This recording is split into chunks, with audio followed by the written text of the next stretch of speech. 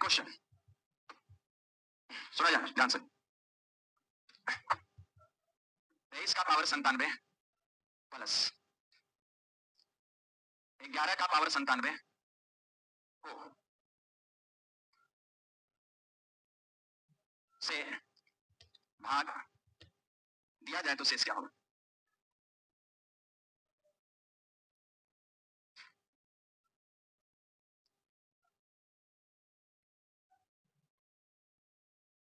एक, दो, तीन, क्या होगा? तो ऐसे प्रश्न जो भी हम डिवीजन रूल पढ़ाए उस पर आधारित है। कल ही पढ़ाया डिवीजन रूल की सर जब पावर ओड है तो ऐसे संख्या बेस के योग से करता है, जब पावर ओड है तो बेस के योग से क्या होता है? करता है। तो यहाँ पर विद्यार्थीगण आप कहेंगे कि सर मेरे को पता है कि यदि ऊपर में 23 और पावर 97 है और प्लस कितना 11 और पावर 97 है और होल बट्टा में विद्यार्थीगण क्या है? ये आपका 34 बेस के योग से कटेगा। ये संख्या कल ही हम लोग प्रूव किए इसको, ये 34 से, तो ये पूर्णतः कटेगा तो रिमाइंडर क्या हो जाएगा? 0। ये बेस के योग 34 है तो ये 34 से पूरा पूरा कल इसी को हम लोग पढ़े हैं थ्योरम के जरिए। क्या आप मेरी बातों को समझ पा रहे हैं? चलिए आगे बढ़ते हैं। एक और क्वेश्चन हम विद्यार्थीगण यहाँ पर देना चाहेंगे जिसको आप बढ़िया से समझिएगा। जैसे कि आप यहाँ पर दे दिए, मान लेते हैं 57 का पावर दे दिया 19 प्लस 57 का पावर 19 प्लस दे दिया विद्यार्थीगण 13 और इसका भी पावर 19 को ये विद्यार्थीगण को यदि 35 से भाग दिया जाए तो शेष क्या होगा? क्या होगा? लेकिन बेस का योग तो 70 हो रहा है। हाँ, ये चीज याद रखिएगा कि यदि बेस का योग हमारा जो बन रहा है, यहाँ पर ध्यान देना है इसमें कि यहाँ पर आपको हम ये पढ़ाएं कि बेस के योग से करता है, मतलब यदि पावर ओड हो तो बेस के योग से कटेगा। यानी मेरे भाई 57 का पावर कितना है? 19 और प्लस दे दिए हम 13 और इसकी पावर 19 और होल बट्टा में विद्यार्थीगण हमारा बेस का योग 70 है। 70 से विद्यार्थीगण ये कटेगा, लेकिन विद्यार्थीगण ऑप्शन में 70 तो नहीं है। तो आप इस बात का ख्याल रखिए कि 70 का जितना भी गुणज होगा यदि आप उससे भाग देंगे तो भी, मान लेते हैं हम विद्यार्थीगण 70 का गुणज दे दें, जैसे कि दे दे 7 दे दें, इसका विद्यार्थीगण गुणज हो जाएगा 10 दे दें, इसका गुणज हो जाएगा 14 दे दें, इसी का गुणज होगा 35 है। आप किसी से भाग दीजिएगा ना तो रिमाइंडर क्या होगा? 0। आपको कभी कभी क्वेश्चन में क्या होगा, फंसाने के लिए, घुमाने के लिए, कि आपका बेस का योग ना देकर उसका कोई गुणज दे देगा, बेस का योग ना देकर उसका कोई क्या दे देगा? फैक्टर। यदि बेस का योग है और उसी का फैक्टर है तो जब विद्यार्थीगण 70 को पूरा पूरा करता है सब भी इसको पूरा पूरा काटेगा, मतलब 70 का जितना फैक्टर है, जैसे 7 होगा, 10 होगा, 14 होगा, 35 होगा, जो भी आएगा 70 के अंदर में, 70 के अंदर में जो है वो सब विद्यार्थीगण इसको काटेगा। तो हालांकि हमारा जो क्वेश्चन था वो कितना पर था? 35 पर था, तो 35 विद्यार्थीगण है, ये ऑल फैक्टर का रिमाइंडर 0 होगा। क्या आप लोग ये बात को समझ पाए? अरे 70 तो करबे करेगा, साथ साथ 70 के जितने फैक्टर है वो भी उसको पूरा पूरा काटेंगे। 70 से ही बने हैं वो फैक्टर। क्या 5 भी होगा, 2 भी होगा, अरे बहुत होगा। हम बोल दिए फैक्टर बने 70 के अंदर में जो है वो सब उसको काटेगा। आगे बढ़े, चलिए फर्स्ट केस आपको बता दिए थे, क्वेश्चन भी करवा दिए, अब सेकंड केस। जब पावर इवन यानी विद्यार्थीगण सम, ये केस कल पढ़ाए थे। क्या पढ़ाए थे कल का केस? जब पावर ओड हो। आज हम सेकंड केस पढ़ा रहे हैं जब पावर क्या हो? इवन है। देखिए दो चीज हो सकता है, समझिए अब इसको ना। फर्स्ट केस पढ़ा दिए थे कल, एक बार पन्ना उलट के देख लीजिए, कहीं फर्स्ट केस आप पढ़े होंगे जब पावर क्या होता है? ओड का केस, और आज हम पढ़ रहे हैं इवन का केस। देखिए यदि विद्यार्थीगण ऐसी अवस्था होगी, यदि भाई मेरे ऐसी अवस्था होगी जैसे कि x का पावर n, x का पावर n और प्लस y के पावर n, तो इसे विद्यार्थीगण बेस का योग यानी विद्यार्थीगण x प्लस y,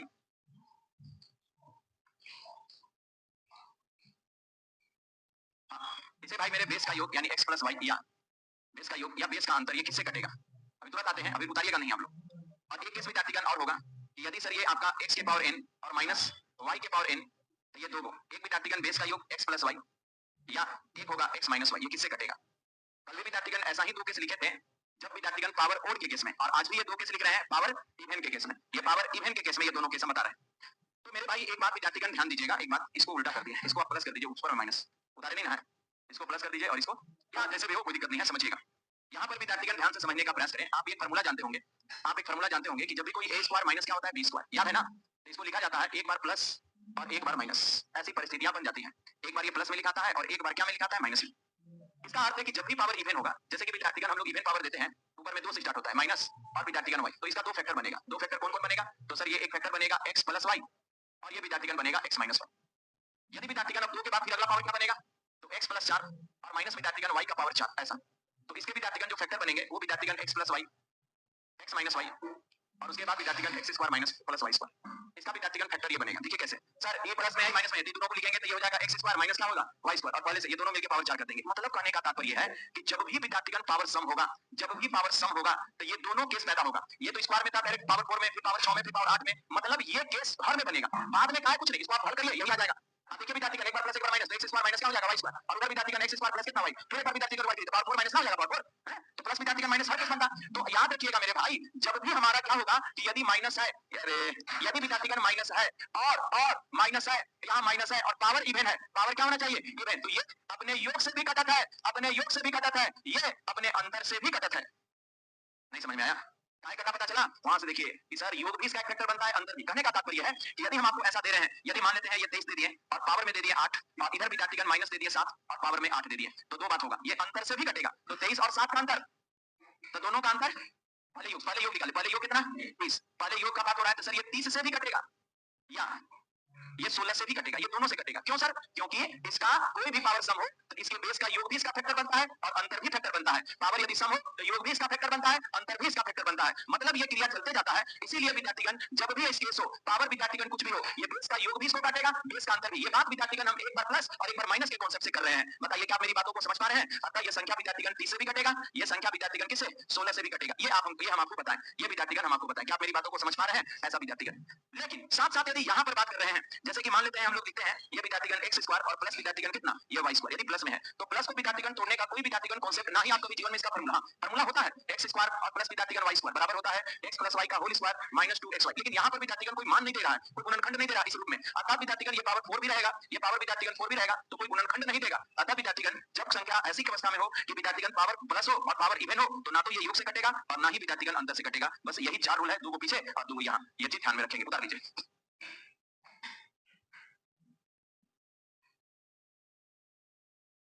नहीं समझे? हाँ बोलिए।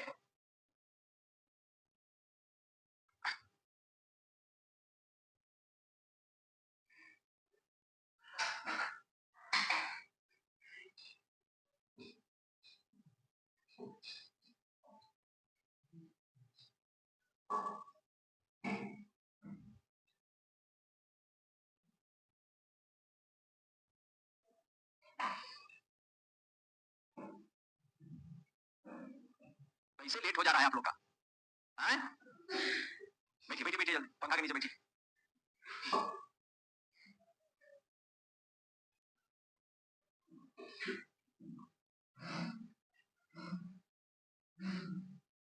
जोर से जोर से।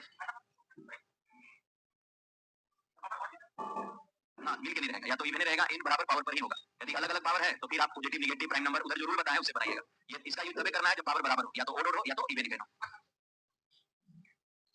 ना दो ही टर्म होना चाहिए, तो फार्मूला दो ही पर बनता है। सवाल में सब चीज चर्चा करेंगे। हाँ क्या है? हाँ पावर 6 दिक्कत कर दिया, आइए बताते हैं। इसमें भी जाति को दिक्कत हो गया, माइनस क्या होगा भाई वाई के 6। तो सबसे पहले आप इसको ऐसे कर लेंगे, याद रखिए सर एक्स स्क्वायर का पावर 3 माइनस वाई स्क्वायर का पावर 3, यहाँ पर ठीक है। अभी जातिगण इसको करिएगा sir X square minus Y square और फिर होगा देखिएगा ए माइनस बी फिर ए स्क्वायर, तो एक्स के पावर 4 फिर होगा प्लस बी एक्स स्क्वायर और वाई स्क्वायर और प्लस वाई का पावर 4। लेकिन विद्यार्थीगण ये क्या बनाएगा अब? नहीं इधर एक विद्यार्थी थे पावर 6 के पूछे थे, पावर 6 समझ में आया? देखिए विद्यार्थीगण जब पावर 6 है तो दो तीन में पहले तोड़ देंगे। अब ये AQ और BQ का फार्मूला हो गया, तो AQ माइनस BQ सबसे पहले होता है A minus B, A square AB और B स्क्वायर, ये इतना। लेकिन जब इसको तोड़ेंगे तो फिर से ये क्या बना देगा x प्लस y और x माइनस y। इसलिए हम बोले हैं कि ये सबका गुणनखंड होगा, आप चाहे कुछ भी कर लें। अरे बुझे? हाँ बोलिए। प्लस में रहेगा और पावर कोई फैक्टर नहीं, ये बोल रहे हैं कि ये सर 14 रहेगा और पावर रहेगा 20 और सर 7 रहेगा और पावर रहेगा 20। तो जब विद्यार्थीगण इवन पावर और बीच में प्लस रहेगा तो इसका कोई भी फैक्टर नहीं बनता है। इसका पता यही बताया, यहाँ पर हम हेडिंग क्या दिखाएं, पावर क्या है, यहाँ का पावर इवन है। यदि प्लस है और पावर इवन है तो किसी प्रकार का फैक्टर नहीं बनता है, अर्थात ना तो ये योग से कटेगा ना तो अंदर से कटेगा। चलिए कल भी दो पढ़ाए थे, आज भी दो पढ़ाए, विचारों को दिमाग में रखिएगा। हाँ पावर 6 वाला समझ में आया कैसे हुआ ना, वो सब आएगा, प्लस माइनस आता ही है फैक्टर, प्लस माइनस का फैक्टर आता ही है, प्लस माइनस का फैक्टर आएगा ही। चलिए नंबर सिस्टम का बेसिक थ्योरम आज समाप्त हो गया, ठीक है ना, फर्स्ट पार्ट का।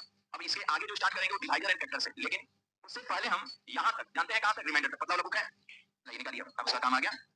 ये पतला वाला बुक में विद्यार्थीगण हम रिमाइंडर तक का बेसिक कॉन्सेप्ट सीख लिए हैं, अर्थात हम लोग कॉन्सेप्ट ऑफ नंबर का थ्योरम, कंपोजिट फैक्टर का थ्योरम, यूनिट बाद यूनिट डिजिट हो गया, उसके बाद भाई मेरे लास्ट जीरो का थ्योरम, लास्ट जीरो के बाद रिमाइंडर का थ्योरम, मतलब हम लोग रिमाइंडर तक का थ्योरम यानी 143 तक क्वेश्चन का थ्योरम हम लोग पढ़ लिए हैं 1 3 4। उसके बाद अगला टॉपिक स्टार्ट होता है डिवाइजर एंड फैक्टर। अभी तक जब से बैच स्टार्ट हुआ था तब से हमसे बेसिक बात पढ़ा रहे थे, कभी भी विद्यार्थीगण क्वेश्चन नहीं बताएं। अब आइए विद्यार्थीगण पिछले 10 साल में जो आपकी एग्जामिनेशन में इन टॉपिक से जो क्वेश्चन पूछा हुआ है उसका क्वेश्चन हम स्टार्ट करते हैं। कोई विद्यार्थी यदि नए हुएगा उनको भी दिक्कत नहीं होगा, हालांकि उनका जो पहले का 15-20 क्लास है वो बेसिक क्लास होता है, वो छूट चुका है, लेकिन क्वेश्चन विद्यार्थीगण हम आज से स्टार्ट कर रहे हैं। हमारे यहाँ सबसे न्यू बैच यही है। अब इसके बाद विद्यार्थीगण जो अगला बैच खुलेगा वो 19 तारीख से है, शाम को कितना बजे, 4 से 5 में। लेकिन हमेशा याद रखिएगा अब आपका बैच रनिंग में आ जाता है, जब बुक स्टार्ट करते हैं तो रनिंग में आता है, कभी भी रनिंग बैच को नहीं छोड़ना चाहिए, क्योंकि विद्यार्थीगण फिर से वो बैच को स्टार्ट करेंगे तो आपको 15-20 क्लास आपको इसी धीरे धीरे पाएंगे। अब जैसे आपका बुक स्टार्ट करेगा आपका क्लास एक स्पीड वे कर लेता है, एक रनिंग कर लेता है, कभी भी कोशिश नहीं करेंगे रनिंग बैच को छोड़ने का, क्योंकि अब आपका विद्यार्थीगण सिलेबस को हम जल्दी से जल्दी विद्यार्थीगण कवर करेंगे, जितना चीज पढ़ाना है वो सारे विद्यार्थीगण कॉन्सेप्ट सारे क्वेश्चन के साथ। हमेशा याद रखिएगा कि कोई भी चीज यदि हम पढ़ा रहे हैं, जैसे कि अभी हम विद्यार्थीगण रिमाइंडर पढ़ाएं, उसके बाद विद्यार्थीगण शुरू से लेकर कभी भी टॉपिक वाइज यदि कोई प्रॉब्लम है तो एट ए टाइम आप क्लास में पूछ सकते हैं, लेकिन टॉपिक से अलग कोई प्रॉब्लम है तो फिर या तो विद्यार्थीगण सैटरडे को बैठे हैं या क्लास के बाद हमको रोक कर आप पूछ सकते हैं, ठीक है ना। टॉपिक से अलग क्वेश्चन क्लासरूम में नहीं, क्लास से बाहर, क्योंकि आपके कारण पूरा क्लास डिस्टर्ब नहीं हो पाए। हाँ, यदि टॉपिक से रिलेटेड कोई क्वेश्चन है तो क्लास में बिल्कुल आप खड़ा होकर पूछ सकते हैं, उसके लिए कोई रोक नहीं है, लेकिन जो चीज पढ़ा रहे हैं उसका क्वेश्चन आप बेशक कहीं से पूछ सकते हैं। यदि विद्यार्थीगण अलग बुक से भी आपको नहीं पता है वो भी पूछ सकते हैं, हमारे पास पूर्ण आजादी है कहीं से बनाने का, लेकिन हम इतना लेवल से आपको हम पढ़ाए हैं, यदि मेरे पढ़ाए गए चीजों को यदि आप बढ़िया से देखेंगे तो किसी भी मटेरियल किसी भी शिक्षक के मटेरियल से आपको नहीं के बराबर क्वेश्चन मिस होगा। तो क्या तैयार है? चलिए स्टार्ट करते हैं विद्यार्थीगण हम आज से अपना बुक, यही है विद्यार्थीगण नंबर सिस्टम, स्टार्ट करें क्वेश्चन। अच्छा तो धीरे धीरे इसको खत्म कर देते हैं, तब नहीं क्या क्वेश्चन है भाई मिला देते हैं तो ना, हाँ उसको बना के फिर हम लोग स्टार्ट करेंगे। देखा जाए पहला क्वेश्चन क्या था, इससे लेके 160 तक लिखी गई संख्या को 125 से भाग दिया जाए तो शेष कितना होगा। ये तो बड़ा आसान है, पहला का सॉल्यूशन भाइयों, पहला का 1 2 3 4 166 167 लिख दिया। अब भागा कितना से देना है 125, तो विद्यार्थीगण 125 और 8 सेम रूल है, 4 और 25 सेम रूल और 8 और 125 सेम रूल, कौन सा रूल? अंतिम से तीन संख्या पर फोकस करिए। तो चलिए मेरे भाई यहाँ से अंतिम से तीन संख्या, अंतिम से तीन संख्या 167 और बट्टा में 100 कितना 25, बताइए रिमाइंडर कितना, भागा दे देंगे तो ये 4 और ये 2, सब आया है। पहला तो बड़ा आसान था, ये भी तो बहुत आसान है। अब दूसरा ही क्वेश्चन आपके एग्जामिनेशन में ज्यादा पूछा जाता है, वो दोनों में हम दोनों को बार बार इसलिए दे रहे हैं ताकि दोनों में अंतर आप समझ पाए। दूसरा क्वेश्चन है 1 से 167 अंकों से बनी संख्या, मतलब उसको 1 से ये अलग क्वेश्चन हो गया, और अब इतना अंक से बनी संख्या को 125 से भाग दिया जाए तो बताइए शेष क्या होगा। तो मेरे भाई दूसरा का विद्यार्थी का सॉल्यूशन क्या होगा, आइए देखते हैं। दूसरा सबसे पहले आप डिजिट देखिए, सर हम जानते हैं कि 180 जब पार करेंगे ना तब हम 3 डिजिट में जाते हैं, 180 ने 109 उधर 189 पार होगा ना तब हम लोग 3 अंक में जाएंगे, लेकिन आपका दिया गया डिजिट 167 है, यानी हम 2 ही अंक में रह जाएंगे। पहले ये बताइए हम जो बोले वो समझ में आया, हम क्या बोले समझ में आया? हम ये बोले कि आप देख लीजिएगा कि हमारे पास डिजिट कितना है, डिजिट 167 है, अर्थात वो 179 को पार किया है, नहीं पार किया, अर्थात हम इसको पार करेंगे ना तब 3 अंक में जाएंगे, इससे ज्यादा अंक मिलेगा तब हम 3 अंक में जाएंगे, इससे ज्यादा अंक मिलेगा तब हम 3 अंक में जाएंगे, हमको 167 से कम है अर्थात हम 2 अंक में सिमट जाएंगे। तो विद्यार्थीगण हम ऐसे करेंगे, सर हम पहले 9 तक लिख दिए, 9 तक लिखने में 1 से लेकर 9 तक लिखे, 9 तक लिखे हैं, तो बताइए विद्यार्थीगण 9 तक लिखने में कितना अंक का प्रयोग होंगे, कितना 9 को, और अब क्या अंकों की संख्या 2 अंकों की संख्या अब होगी, अब जो होगी 2 अंकों की संख्या होगी, कितना किया था सब, इधर विद्यार्थीगण हो जाएगा 9 और प्लस, आप बताइए घटा देते हैं 158 डिवाइडिंग बाय 2, अर्थात इसे हम लोग लिखेंगे तो सर 9 और प्लस इधर हो जाएगा 7 और इधर हो जाएगा 9, अर्थात हम जानते हैं कहां तक लिख पाएंगे, लिख दे देंगे, यानी हम 88 तक गिनती लिख पाएंगे। पहले यहां तक 88 तक लिख पाएंगे तो हम गिनती लिखना स्टार्ट किए, हम गिनती लिखना स्टार्ट किए 1 से लेकर 88 तक, 1 2 3 4 5, ये विद्यार्थीगण 87 और ये हो गया 88, ये आपके कितना डिजिट दिया गया था, तो 167 डिजिट था, उसको लेकर हम गिनती लिखना स्टार्ट किए, 167 अंक किसी डब्बा में दिया गया था उसको रिपीट, अब विद्यार्थीगण इसको भाग देना है कितना से 125 से, तो 125 और 8 सेम रूल, अंतिम 3 को लीजिए, अंतिम 3 कितना हो जाएगा, तो अंतिम 3 हो जाएगा 788 और डिवाइडिंग बाय 125, बताइए रिमाइंडर कितना 30 आया था सबका, बहुत बढ़िया, उम्मीद है आप लोग सब सीख गए होंगे। थोड़ा सा किन्हीं को यदि कंफ्यूजन है तो घर में थोड़ा समय दी, सबका सही है ना, इन्हें गलत है ना, बहुत बढ़िया। ये क्वेश्चन आया टॉप क्लास का है रिमाइंडर का ना, कोई भी यदि आपको कोई रिमाइंडर का क्वेश्चन दिया आप ये क्वेश्चन देके देखिए, ज्यादातर चांस वो फंस जाएगा, एकदम हम बोल रहे हैं ना ज्यादातर चांस है वो फंस जाएगा, क्लियर है। चलिए आगे बढ़ते हैं, स्टार्ट करें बुक।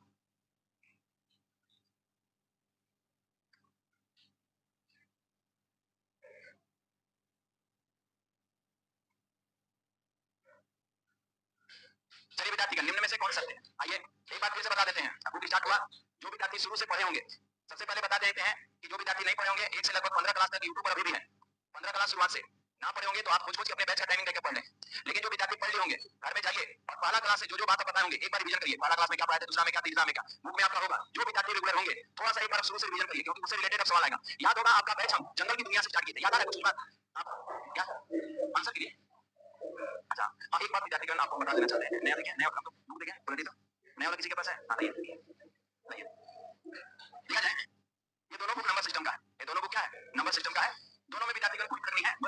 ये अपडेट है और ये विद्यार्थीगण इससे पहले वाले बैच में पढ़ाते थे।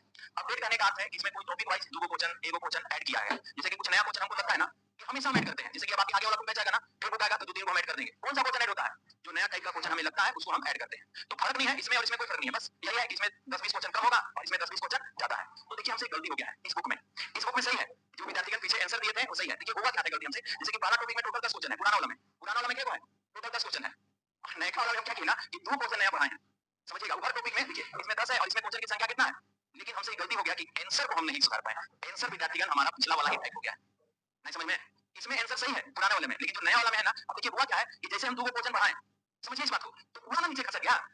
इसलिए विद्यार्थीगण, बहुत सारे विद्यार्थी शिकायत कर रहे थे कि आंसर में थोड़ा सा सिर्फ एक टॉपिक का नंबर सिस्टम का, बाकी सब सही है। ये जो नंबर सिस्टम यहां तक है ना, नंबर सिस्टम में जो विद्यार्थीगण टोटल 9 टॉपिक है, पूरा का आंसर थोड़ा सा 19-20 हो गया है। उसके बाद सिंपलीफिकेशन एसएमएस सबका सही है, सबका सही है। मतलब ये हम बता चाहते हैं कि जो अंतिम में विद्यार्थीगण आप ये नंबर सिस्टम का इतना ये फर्स्ट पर ये यहाँ पूरा आंसर विद्यार्थीगण थोड़ा सा मिस हो गया है, इसलिए घबराइएगा नहीं। हालांकि हम आपको जो देंगे वो आंसर आप करिएगा। जो हम बताना बस यही चाहते हैं कि यदि आप बना रहे हैं तो बहुत अच्छा बनाइए, आंसर मैच मत करवाइए, बना के छोड़ दीजिए। हम एक टू जेड क्वेश्चन बनवाएंगे, एक टू जेड क्वेश्चन बोर्ड पर बनवाएंगे ना, तो जो हम बताएंगे उसके अनुसार चलिए, ठीक है? लीजिए किनका किनका ये किनका इसमें सही है, ये बुक जिनके पास है ना वो सही है, नैका में थोड़ा सा मिस हो गया। आप समझ गए ना? चलिए एक्चुअल में हम क्वेश्चन नीचे पढ़ा है, एक्चुअल में देखिए किसका हम बता रहे हैं हम। एक मिनट, ये ओल्डे वाला 10 क्वेश्चन तक है, इसमें हमारा क्वेश्चन क्या है 12। यही देखिए ये 10 है और इसी में हम 2 क्वेश्चन पढ़ाए थे, ये हो गया देखो, तो नीचे सबको 10 का दिया और आंसर रह गया 11 का इसी वाला। नहीं समझ में आया? इन नैका अपडेट नहीं हुआ है, कहां नहीं हुआ है, कैसे पढ़ेंगे? रंजीत जी को बोलिए कि हम कल से हमको नैका अपडेट पूरा मटेरियल चाहिए, आज हम पढ़ा रहे हैं। हाँ चलिए स्टार्ट करते हैं, स्टार्ट करते हैं। आप सब चीज समझ गए? याद रखिए विद्यार्थीगण, ये सारा जो नंबर सिस्टम का क्वेश्चन है पिछला 10 साल में विभिन्न एग्जामिनेशन में, रेलवे में, एसएससी में, सीपीओ में, यूपीएससी में जो भी नंबर सिस्टम से क्वेश्चन पूछा है वो सारे का कलेक्शन है। स्टार्ट किया जाए, चलिए देखेंगे भाई लोग कार्य निम्न में कौन सत्य है। एक अभाज्य संख्या है, गलत है। एक यौगिक संख्या है, गलत है। एक ना तो अभाज्य है। एक या तो अभाज्य है या तो अभाज्य, गलत है। यानी विद्यार्थीगण एक को ना तो अभाज्य कहते हैं ना तो भाज्य। हम आपको बताए थे कि यदि विद्यार्थीगण आप 1 से 100 तक गिनती लिखते हैं, 1 से कहां तक 100 तक, तो उसमें विद्यार्थीगण 1, उसके बाद विद्यार्थीगण 2 और 3 और इस तरह से 97 और उसमें से विद्यार्थीगण 4 और 6 और विद्यार्थीगण 100 तक। ये एक जो है इसको हम लोग कहते हैं ना तो भाज्य और ना ही क्या होता है अभाज्य। अर्थात इंग्लिश में इसको हम लोग कहेंगे ना तो ये प्राइम है और ना ही कंपोजिट है, प्राइम और ना ही कंपोजिट। 397 इसको हम लोग कहते हैं कितना अभाज्य। ये विद्यार्थीगण अभाज्य संख्या, ये कितना होता है 25 को होता है। ये विद्यार्थीगण क्या है अभाज्य, इसकी संख्या कितना होता है अभाज्य संख्याओं की संख्या 25 और ये होता है विद्यार्थीगण भाज्य और इसकी संख्या कितना 74। तो ये विद्यार्थीगण दिमाग में रखिएगा 1 से 100 तक 25 को अभाज्य, 74 को भाज्य और एक संख्या जो होता है एक संख्या वो एक है, एक संख्या वो एक है, वो क्या कहलाता है ना तो भाज्य ना ही अभाज्य, ठीक है ना? भाज्य का दूसरा ही नाम यौगिक है, भाज्य को ही हम लोग विद्यार्थीगण क्या कहते हैं यौगिक संख्या। इंग्लिश में इसी को हम लोग कहते हैं कंपोजिट नंबर ना। भाज्य संख्या, यौगिक संख्या, कंपोजिट नंबर एक ही संख्या है, अर्थात ये ऐसी संख्या होती है जो अन्य किसी संख्या से कट जाए। ये ऐसी संख्या होती है जो अन्य किसी संख्या से कट जाए। बताइए सबसे छोटी भाज्य संख्या 4, ये अभाज्य है। अभाज्य संख्या 1 से 100 तक 25 को होता है और ये स्टार्ट होता है कितना से 2 से और खत्म होता है बस। समझ में आएगा? जीवन भर याद रहेगा ना? चलिए आगे बढ़ते हैं। बोलिए और कोई कुछ बोलना है? बढ़िया आगे सब कुछ समझ गया ना? हाँ, तभी इसमें कंफ्यूजन कभी नहीं होनी चाहिए। दिया गया है निम्न में से कौन सा सत्य है? देखिए जो चीज बचपन से पढ़ते आ रहे हैं आज हम उस सबको काट रहे हैं। देखिए आप बचपन से पढ़ते आए पाई का मान 3 दशमलव इतना होता है, आज हम काट रहे हैं। आप बचपन से पढ़ते आ रहे हैं पाई का मान 22/7 होता है, ये भी काट रहे हैं। पाई एक परिमेय संख्या है, ये भी विद्यार्थीगण हम काट रहे हैं। पाई एक अपरिमेय संख्या है, सिर्फ यही सत्य है। अब आपके दिमाग में आएगा कि सर हम लोग तो बचपन से यही पढ़ते आ रहे हैं, पाई की जगह पर इतना पुट करके पढ़ते हैं, तो ध्यान दीजिएगा हम क्यों काटे। विद्यार्थीगण सुनिएगा, अब आज सच्चाई जानिए। पाई का मान जो होता है निश्चित तौर पर अभी हम जब सवाल बनाएंगे तो हम यही लेंगे, लेकिन विद्यार्थीगण ये 3 और 1 4 जो होता है लगभग होता है। क्या होता है विद्यार्थीगण? लगभग, नॉट द एग्जैक्ट वैल्यू। ये कैसा मान होता है? एप्रोक्स वैल्यू होता है। ये कैसा मान? हाँ तो सर हम लोग तो पाई का मान सर्किल में 22/7 रखते थे। हाँ बिल्कुल हम भी रखेंगे, हम भी जब ज्योमेट्री पढ़ाएंगे तो पाई का मान 22/7, लेकिन आपको बता दें कि ये जो मान होता है वो कैसा मान होता है? लगभग होता है। ये विद्यार्थीगण एप्रोक्स वैल्यू होता है। ये कैसा वैल्यू होता है? एप्रोक्स वैल्यू होता है। और आप देखिएगा शुरुआत में जाके वहां पर हम साफ साफ वर्णन किए होंगे कि पाई एक अपरिमेय संख्या है। दो चीज के बारे में, एक पाई के बारे में और एक विद्यार्थीगण ई के बारे में। ये दोनों कैसी संख्या है? अपरिमेय संख्या। ये अपरिमेय संख्या इसलिए दोनों होता है क्योंकि ये इसका वैल्यू जो होता है ना ये 3.14 अनंत तक बढ़ता है। ये विद्यार्थीगण दशमलव के बाद इसका मान नहीं रुक पाता है, दशमलव के बाद इसका मान नहीं रुकता है और ना ही ई का मान रुकता है, दोनों का मान अनंत तक जाता है। तो आप इसे p/q में नहीं लिख सकते हैं और कोई भी वैल्यू जो p/q में नहीं लिखाता है तो वो कैसी संख्या होती है? अपरिमेय संख्या होती है। ये बात सभी को समझ में आया? हम फिर से बोल रहे हैं पाई का मान हम यूज करेंगे 3.14 ही, पाई का मान हम यूज करेंगे 22.7 ही, लेकिन यहाँ पर हम दोनों को काटे हैं क्योंकि ये हम जो पढ़ते आ रहे हैं वो नॉट एग्जैक्ट वैल्यू या एप्रोक्स वैल्यू। चलिए आगे बढ़ते हैं। दिया गया निम्न में से कौन सत्य है? Which one of the true? दो सअभाज्य संख्या हमेशा अभाज्य होती है। देखा जाए विद्यार्थीगण कह रहा है कि दो सअभाज्य संख्या हमेशा अभाज्य होती है। गलत। देखिए विद्यार्थीगण, सहअभाज्य किसे कहते हैं? सुनते रहिएगा। जिनका एचसीएफ 1 हो। तो देखिए विद्यार्थीगण, दो सहअभाज्य संख्या हमेशा क्या होती है? अभाज्य। अच्छा एक बात बताइए, हम एक संख्या लिखते हैं 4 और 9, बताइए ये 2 प्राइम है? अरे ये 2 प्राइम है ना? तो क्या दोनों अभाज्य है? नहीं है, नहीं है, दोनों में से कोई नहीं है अभाज्य। यहाँ पर विद्यार्थीगण 7 और हम विद्यार्थीगण लिख दिए 15। ये तो विद्यार्थीगण पहले ये बताइए 2 प्राइम है? 2 प्राइम होने के लिए एचसीएफ 1 होना चाहिए, मतलब किसी भी कॉमन नंबर से दोनों ना कटे। ये भी विद्यार्थीगण सहअभाज्य है और ये भी सहअभाज्य। सहअभाज्य का अर्थ होता है कि एचसीएफ विद्यार्थीगण क्या होना चाहिए? 1 होना चाहिए। तो ये भी सहअभाज्य है, ये भी सहअभाज्य है, ये दोनों सहअभाज्य है, लेकिन बोल रहा है कि सहअभाज्य है तो संख्या हमेशा अभाज्य होती है। तो क्या ये 15 अभाज्य है? क्या ये 9 अभाज्य है? ये 4 नहीं। अर्थात ये विद्यार्थीगण कहना इसका क्या है? गलत। कोई भी सम संख्या अभाज्य नहीं होती, गलत है। दो सम होकर भी अभाज्य है। दो सम है लेकिन क्या है? अभाज्य। लेकिन ये मना किया कि कोई भी सम संख्या अभाज्य नहीं होती है। तो दो है ना, दो सम है लेकिन अभाज्य है, दो इवन है लेकिन प्राइम है, दो इवन है लेकिन प्राइम है, अर्थात ये भी गलत। प्रत्येक विषम संख्या एक अभाज्य है, गलत बात ना, एकदम गलत। 9 विषम है, 9 विषम है तो क्या अभाज्य है? 15 विषम है तो क्या अभाज्य है? एक अभाज्य संख्या सम या विषम हो सकती है, ये सही है। एक अभाज्य संख्या है वो सम या, जैसे कि विद्यार्थीगण 2, विद्यार्थीगण सम या विषम हो सकता है, इसके लिए बोलिए। आगे बढ़े तो इसका आंसर जो करेक्ट होगा कौन? 3 नंबर। मिटा दे। 2/3 एक प्रमेय है, तो रूट अंडर, देखिएगा आपको हम बताए थे कि रूट का कोई भी मान हमेशा अपर में होता है। यदि पूरा पूरा वर्गमूल नहीं निकला तो वो क्या होगा? अपर में होगा। तो आप कहिएगा कि सर ये √2 और बट्टे में √3 p/q में तो है, तब क्या नहीं होगा भाई? तो मेरे भाई आप इसको मत देखिए, इसका जब वैल्यू निकालिएगा दोनों का वैल्यू अनंत तक जाएगा, दोनों का वैल्यू क्या जाएगा? अनंत तक जाएगा। तो आप इसे p/q में कभी नहीं लिख सकते हैं, आप इसे p/q में कभी नहीं लिख सकते हैं, नहीं लिखाएगा। तो इसलिए विद्यार्थीगण ये जो होगा एक क्या, कैसी संख्या होगा? अपरमेय संख्या। निश्चित तौर पर ये परमेय है, ये अपरमेय इसलिए हुआ क्योंकि रूट लग गया। रूट से आप कभी भी p/q का मान नहीं प्राप्त कर सकते हैं, रूट से कभी भी आप p/q का मान नहीं प्राप्त कर सकते हैं। परमेय संख्या किसे कहते हैं? परमेय संख्या जब किसी वैल्यू p/q में प्राप्त हो जाए तो वो कहलाएगा। तो यहाँ पर जब वैल्यू निकालेंगे तो ये p/q में नहीं आता, इसका मान अनंत तक रिपीटेशन होता है, इसलिए एक अपरमेय संख्या होगा। ये चीज हमेशा ध्यान दीजिएगा। कोई भी रूट का मान यदि पूरा पूरा वर्गमूल नहीं निकलता है तो बस वो अपरमेय होगा। √7, √19, √23, √16, अब ये परमेय हो जाएगा।